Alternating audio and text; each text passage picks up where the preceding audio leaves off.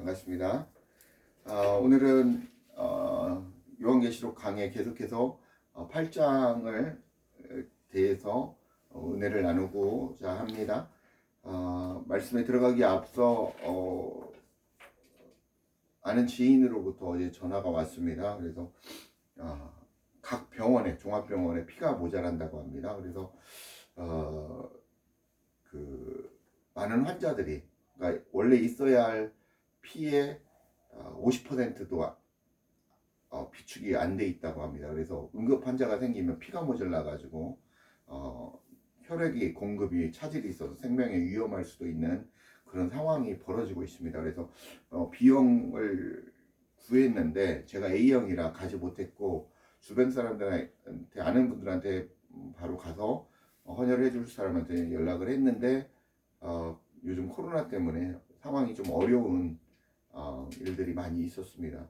그래서 여러분들, 예수님을 믿는 하나님의 백성들은 이 어려운 시국에 이 3월, 4월에는 헌혈하는 시간을 좀 가졌으면 좋겠습니다. 그래서 헌혈을 통해 저도 할 것입니다. 그래서 헌혈을 통해서 정말 생명을 살리는 일에, 아무리 과학이 발달하고 뭐가 발달하고 한다 하더라도 피를 못 만들지 않습니까? 정말 하나님의 그 위대하심은 이를 통해서도 우리가 느낄 수 있는데, 정말 우리가 사람을 살리는 일에, 그리스도인들이 해야 할 일은 사람을 살리는 일이잖아요. 육을 살리고 영을 살려야 하는 그 책임이 우리에게 있기 때문에 정말 우리가 3월달, 4월달에는 이 방송을 듣는 모든 사람들은 다 헌혈을 하셨으면 좋겠습니다. 저도 할 것이고, 그래서 많은 사람들에게 유익을 주는 정말 그런 삶을 사셨으면 좋겠습니다. 지난 주에는 계시록 7장에 대해서 말씀을 드렸죠. 14만 4천에 대해서 말씀을 드렸습니다. 14만 4천이 무엇이라고 그랬습니까? 하나님의 선택받은, 하나님의 거룩한 하나님의 백성들, 교회들이라고 그랬습니다. 그래서 14만 4천이 숫자가 아니라 하나님 안에, 하나님과 연합된 그 거룩한 하나님의 백성들이라고 말씀드렸습니다. 그 영적 깊이로 좀 더 깊이 있게 말씀을 드리자면, 그 하나님의 백성들이 자아가 다 소멸되고 없는, 나와 예수 그리스도께, 예수님과 연합되면 내가 없어져야 된다라는 것입니다. 오직 누구만이, 나는 죽고 누구는 산다고요? 우리 많이 얘기하지 않습니까? 예수님만 사셔야 된다고 얘기하잖아요. 나의 모습은 소멸되고 없어져야 된다라는 것입니다. 그랬을 때 바로 우리는 하나님의 소유물, 하나님이 될 수 있다라는 것입니다. 하나님 처소로, 본향으로 우리가 갈 수 있다라고 말씀을 드렸습니다. 그 완성된 교회들이라고 말씀을 드렸습니다. 6장은 7인에 대해서 말씀을 드렸고, 7째 인을 떼면서 지금 오늘 8장이 이루어집니다. 그런데 그 떼기 전에 7장이 삽입되어서 14만 4천과 흰옷 입은 백성들이 하나님께 경배와 찬양하는 모습을 나타내고 있습니다. 이해하시죠? 자, 그러면 지금 8장에 넘어오면서 7째 인을 뗍니다. 떼는데 그러면서 7 나팔이 나옵니다. 지난주에도 제가 말씀을 드렸죠. 7 인과 7 나팔과 또 무엇입니까?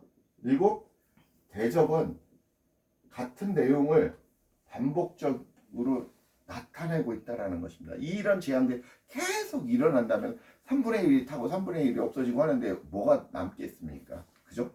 이 같은 내용인데 그런 일들이 좀 더 구체적이고 좀 더 세게 말씀을 하고 있다는 거죠. 8장의 계율을 먼저 살펴보겠습니다. 여러분들이 이해하기 쉽고 머리에 쏙쏙 들어오게 하기 위해서 정리를 해 나가는 겁니다. 그래서 7 나팔에 대해서는 8장과 9장에서, 8장에서는 첫째 나팔에서 넷째 나팔까지, 그래서 9장에서는 다섯째 나팔에서 7째 나팔까지 나오는 내용입니다. 그래서 8장, 9장이 7 나팔에 대해서 설명하고 있다라는 것입니다. 그리고 1절과 2절은 일곱 천사가 일곱 나팔을 받는 모습입니다. 그리고 3절에서 6절에는 일곱 나팔이 불려지기 전까지 직전의 모습, 천사들이 나팔을 받고 있는 모습을 나타내고 있습니다. 그리고 7절부터 첫째 나팔이 불려집니다. 첫째 나팔이 불려지니까 땅에 피 섞인 우박과 같은 불이 땅에 떨어집니다. 여기 진양 7판을 보세요. 예. 그리고 8절 9절은 뭐냐면 두 번째 나팔입니다. 두 번째 나팔. 첫째 나팔의 7절 8절 9절의 두 번째 나팔에는 뭐가 나오냐면 불붙은 큰 산 같은 것이 바다에 던져집니다. 바다에 던져집니다. 그리고 10절 11절에는 셋째 나팔입니다. 셋째 나팔. 10절 11절 셋째 나팔인데 이 일은 강과 물과 샘이 횃불같이 타는 큰 별이 떨어집니다. 그래서 많은 3분의 1이 죽고 우리가 죽는다라는 거죠. 그리고 12절에 넷째 나팔이 나옵니다. 넷째 나팔은 해, 달, 별이 3분의 1의 힘을 잃고 침을 받는다라는 것이죠. 해침을 받는다라는 것이죠. 그래서 첫째 나팔에는 땅에 피섞인 우박과 불. 이게 이제 우박하면은 우리가 출애굽할 때 기억나시죠? 우박의 그 재앙. 그리고 둘째 나팔 같은 경우는 불 붙는 큰 산 같은 게 던져지고, 셋째 나팔은 강물 샘에 재앙이 있고, 넷째 나팔은 해, 달, 별들이 재앙이 생기는 것입니다.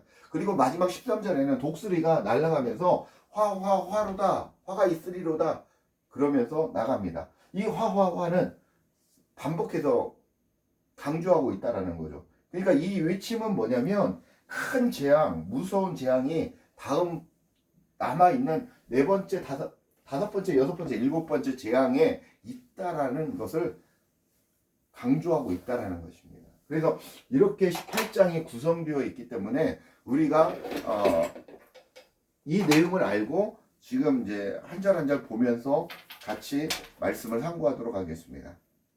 1절, 2절 큰 소리로 읽어 주십시오. 시작. 일곱째 인을 떼실 때에 하늘이 반 시간쯤 고요하더니 내가 봄에 하나님 앞에 일곱 천사가 서 있어 일곱 나팔을 받았더라.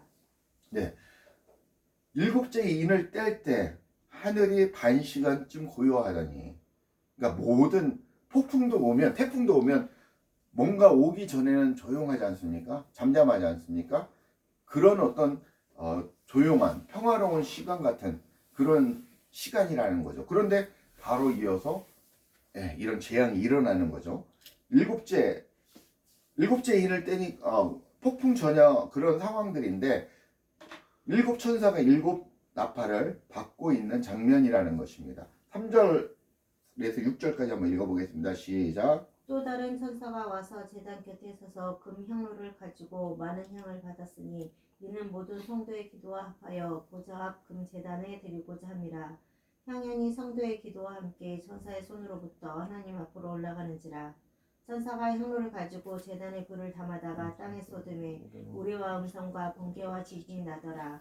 일곱째 이 나팔을 가진 일곱 천사가 나팔 불기를 준비하더라. 아멘. 여기서 우리가 금향로라고 있지 않습니까? 여기 나와 있는 게 천사가 와서 계단 곁에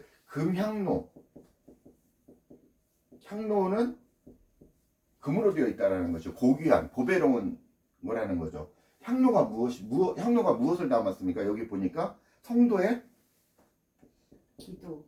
성도들의 기도입니다. 성도들의 기도는 굉장히 보배로운 것이라는 것입니다. 그런데 이제 앞으로도 기도에 대해서 제가 좀 더 깊이 원어적으로 그리고 하나님의 영적으로 깊이 있게 말씀을 드리겠지만 여러분들이 아직 그 부분에 대해서 좀 이해할 수 없기 때문에 좀 약한 부분으로 설명을 드리자면, 성도들의 기도는 무엇이냐? 우리가 주여 하나님 도와주십시오, 하나님, 이런 기도도 기도지만 영적으로 좀 더 높으면 좀 더 다시 설명을 하자면 우리 자신을 죽이는 기도. 이게 여기에 이제 내용을 보면은 성도들이 호소를 하지 않습니까? 순교자들이 호소를 했고, 그래서 그 기도를 하나님이 응답해 주는데, 이 기도는 무엇이냐면 성도들의 기도가 제일 중요한 게 나 자신을 태우는 것입니다. 나 자신을 태우는 게 무엇입니까? 나의 육적인 속성, 육적 속성. 예전에 뭐라고 그랬습니까? 얼마 전에 이게 쓴뿌리라고 해서 쓴뿌리가 무엇인지 찾아봤죠? 쓴뿌리. 그 다음에 또 무엇이라고 그랬습니까? 가나안 7족속이라고 그랬죠. 우리가 가나안 7족속. 가나안 7족속을 멸해야 된다고 아이들까지 다 쳐서 진멸하라고 그랬지 않습니까? 그런 것처럼 아이들을 죽이라는 게 아니라 그런 하나님 반대편에 있는 육적인 속성을 죽이라는 것입니다. 그리고 각종 골짜기. 우리 심령 땅에 마음속에는 엄청난 골짜기들이 있다라는 것입니다. 이 골짜기들을 다 없애버려야 된다는 것입니다. 그것을 십자가에 못 박아서 없애야 된다는 것입니다. 이게 진짜 기도라는 것입니다. 또 기도는 11조이고 이 기도는 다른 말로 찬양입니다. 찬양. 찬양은 다른 말로 무엇이라고 할 수 있습니까?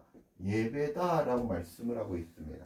그래서 예배가 찬양이고 찬양이 예배이고 예배가 기도라고 말씀드릴 수 있다는 것입니다. 그러면 우리의 육적인 속성을 태우는 것 자체가 예배라는 것입니다. 그것을 하나님의 11조로 받으신다라는 것입니다.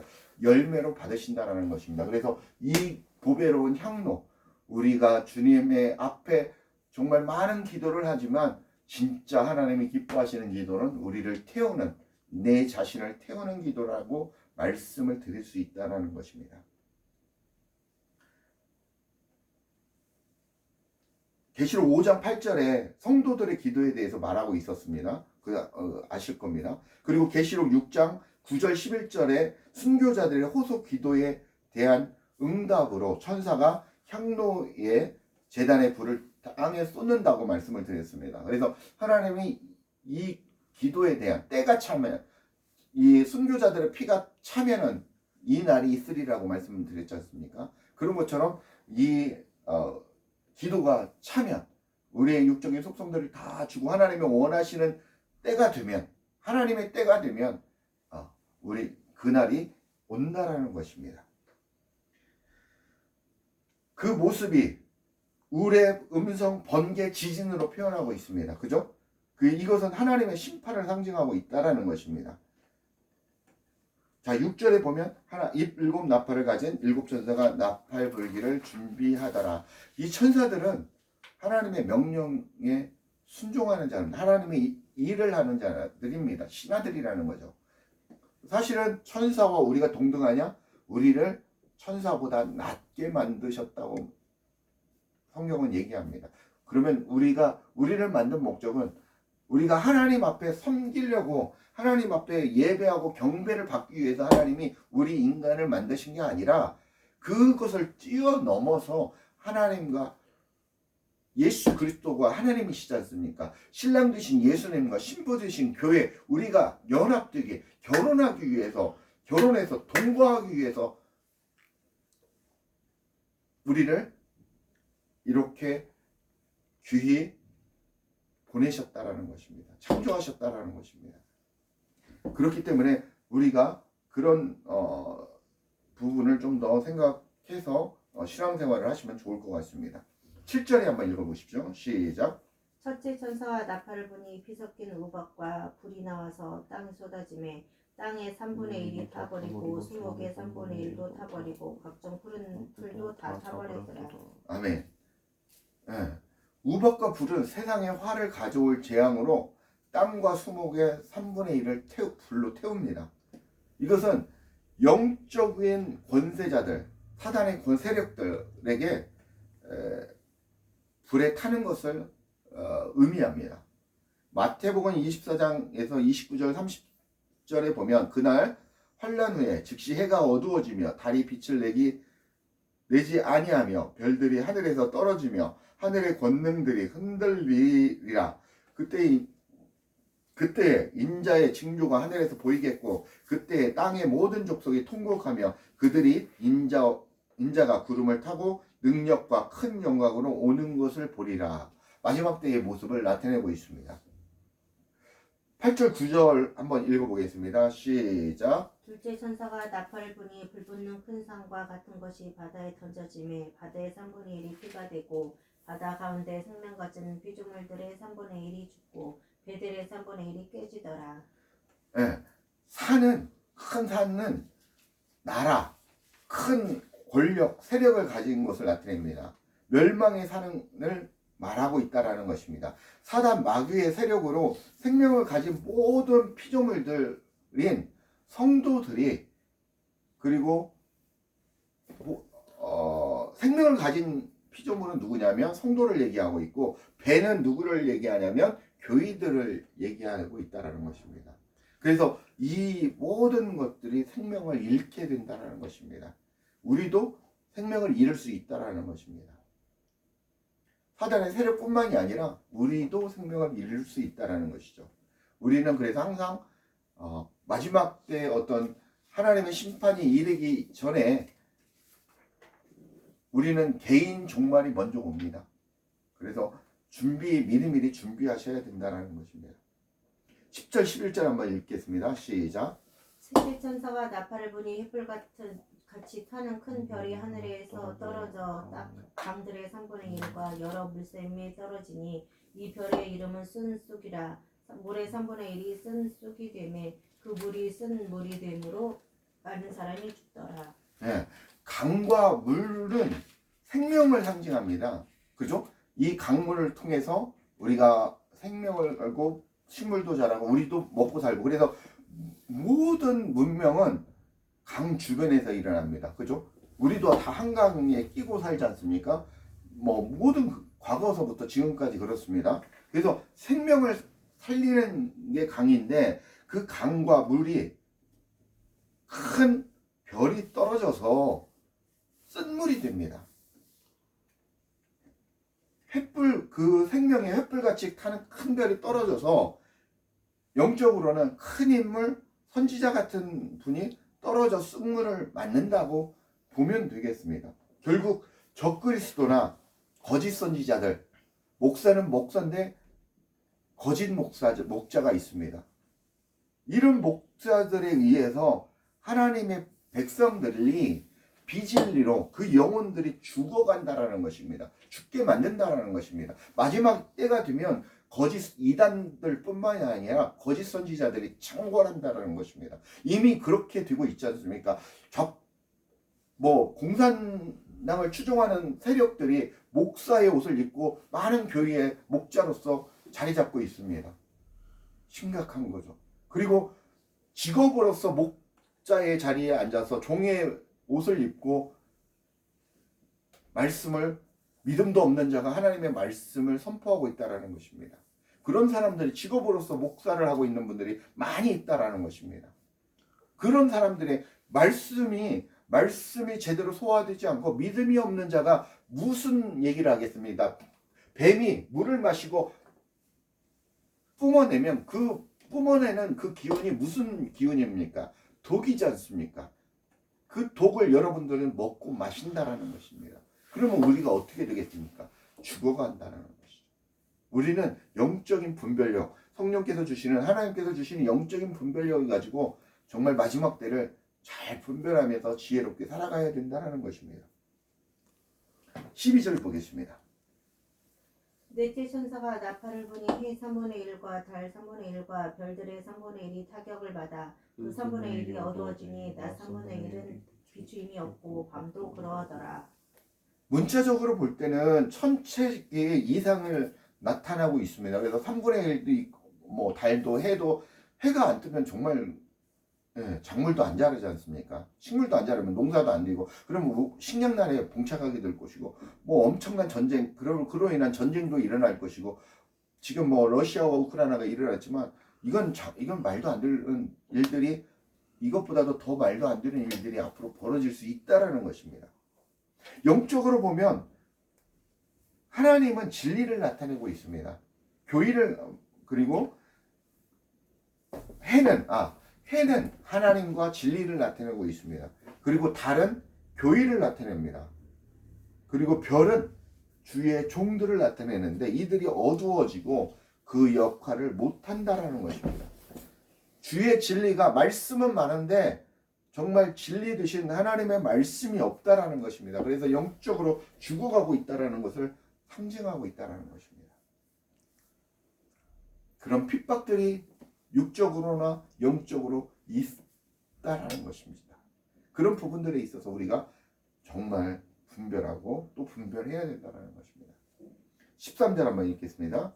내가 또 보고 들으니 공중에 날아가는 독수리가 큰 소리로 이르되 땅에 사는 자들에게 화가 있으리니 이는 새 천사들이 불어야 할 나팔 소리가 남아 있음이로다 하더라. 네, 독수리는 굉장한 그 힘을 상징하고 권세를 상징을 하지만 어떻게 보면 이 독수리를 다른 천사가 이렇게 선포하는 그런 말로 받아들이면 이해하면 될 것 같습니다. 그래서 화가 있으리로다 3번 얘기하는 것은 강조하는 것이고 그리고 엄청난 화가 있다라는 거죠. 엄청난 심판이 온다라는 것입니다. 남아 있다라는 것입니다. 아까도 설명을 드렸지만 5번째, 6번째, 7번째 화가 있다라는 것입니다. 그것에 엄청 무서운 심판이기 때문에 너희들은 지금 살아있는 너희들은 생명이 끊기기 전에 돌아오라, 회개하고 돌아오라, 나에게 오라 라고 하나님은 선포하고 계신 것입니다. 그리고 9장에 넘어가면 다섯째 나팔은 어떤 내용이냐면 5달 동안 땅에서 뭐가 올라옵니까? 황충이 올라옵니다. 그래서 너무 괴롭게 만든다라는 것입니다. 그 다음에 여섯째 나팔에는 어떤 일이 일어나면 유브라데 전쟁이 일어납니다. 그리고 7째 나팔을 불 때 최종적인 7대접으로 연결되는 최종 심판이 나타납니다. 7대접으로 연결된다라는 것입니다. 7째 나팔을 불 때 7대접으로 연결돼서 다시 한번 또 설명을 할 것입니다.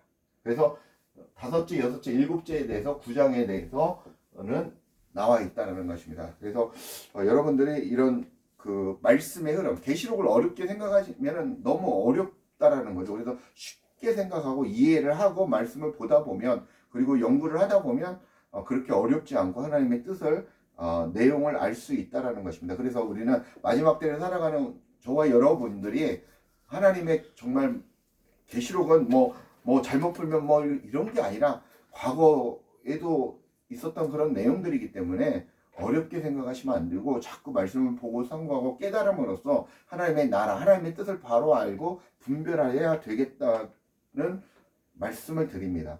말씀을 맺겠습니다. 오늘 계시록 8장을 통해서 하나님이 말씀하시는 심판은 또 다른 심판이 아니라 7인과 같은 똑같은 내용을 반복해서 말씀하고 계시고 있다라는 것입니다.